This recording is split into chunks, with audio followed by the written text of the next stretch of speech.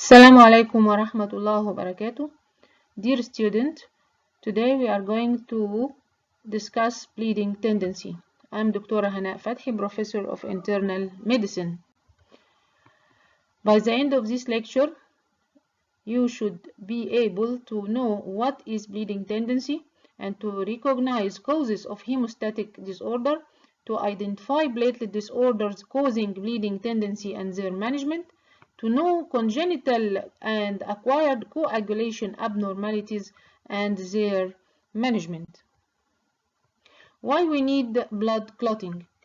We need clotting or hemostasis to prevent excessive blood loss from the body when there is a damage of the blood vessels, and to maintain blood pressure and to ensure proper blood circulation, to prevent the entry of microorganisms and foreign particles into the body through the wound.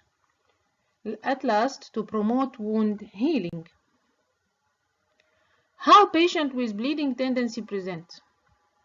Patient with bleeding tendency may present with simple nasal bleeding or gum bleeding, bleeding after tooth extraction, intraoperative or post-operative excessive bleeding, and skin rash like the picture on the left side, petechiae in the upper picture, and ecchymotic patches in the lower picture. In the upper picture also there is a berberic eruption. Why we are kept safe of bleeding? We are kept safe of bleeding due to hemostasis. Hemostasis is the maintenance of blood flow within the vascular system, and this process involves the interaction of blood vessels, platelets, and coagulation factors. Normal hemostasis occurs as a result of the balance between procoagulant and anticoagulant factor. Bleeding and clotting disorders are the result of failure of hemostatic mechanisms.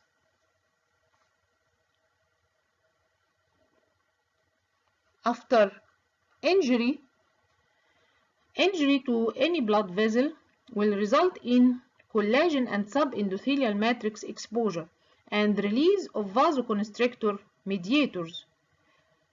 These vasoconstrictor mediators will make the blood flow to slow down and allow platelets to come into contact with the damaged blood vessels.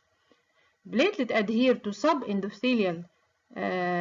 subendothelium via the von Willebrand factor. Platelet activation will result in change in its shape and release of mediator like ADP and thromboxane A2.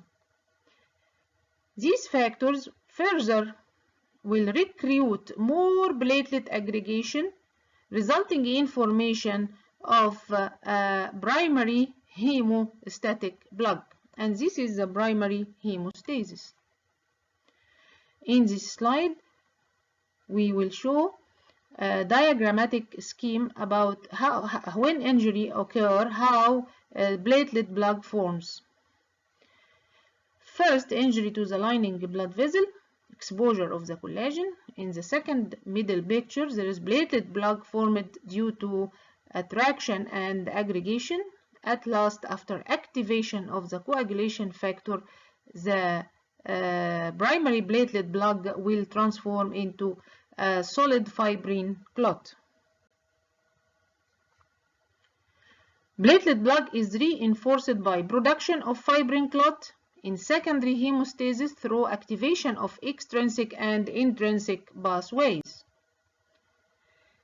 In this slide, we see the extrinsic and intrinsic pathway ending into a common pathway, a common phenomenal pathway, and how we can test it.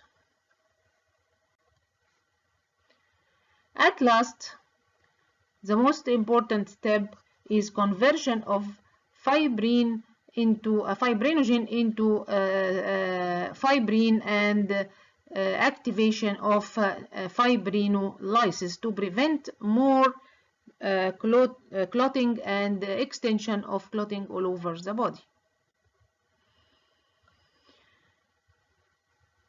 Bleeding disorder is an acquired or inherited tendency to bleed excessively. Why? Why we may bleed? Hemostatic disorders that cause excessive bleeding, either platelet disorder or coagulation disorder. Both may be congenital or may be acquired. Platelet disorder or berbera, like Thromboasthenia and thrombocytopenia. Coagulation disorders may be congenital or acquired. We will start by coagulation disorder.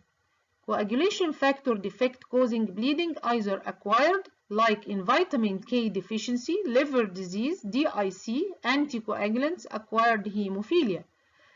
Or it may be congenital, like in hemophilia A, hemophilia B, and von Willebrand disease, recessively inherited coagulation defect, and dysfibrinogenemia. What platelet disorder can cause bleeding tendency? Thrombocytopenia or thromboasthenia.